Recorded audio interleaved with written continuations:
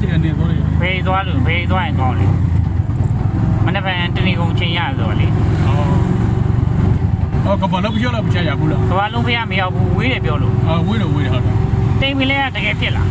ခင်ဗျာ တိမ်ပင်လဲတကယ်ဖြစ်လားလို့ မသိဘူးကျွန်တော်တော့ကောင်းများဘူးနေပြီလေ ညပြောဒီက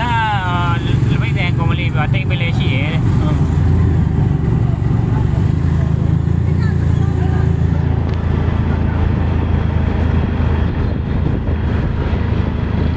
အဲ့ဒါကိုဒီဟိုဘက်ကလေးပါတော့ဟိုစက်လေးစီးပြီးသွားတယ်ဖေရပါဖေရ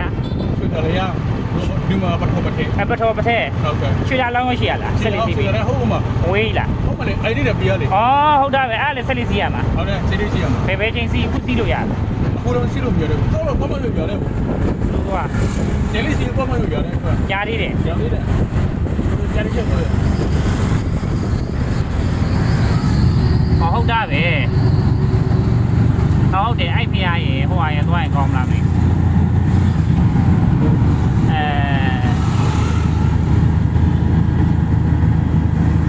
ရွှေလာလောင်းလေစက်လေးစီးရမှာပထောကဘယ်လို ဘာလဲမထော်တဲ့စီးလေးစီးရ အဲ့ဒါစက်လေးစီးရမှာ ဟုတ်တယ် ဟောနှစ်နေရာပေါ့နေရာမတူဘူး နေ ဘယ်ချိန်မနေ့ပိုင်းရလားရေကြနေရတော့ ရတယ်မနေ့ကကြားလေးချက်ပြောရတယ် မနေ့ပိုင်းစက်လေးကဘယ်လောက်ရှိလဲ တရားမ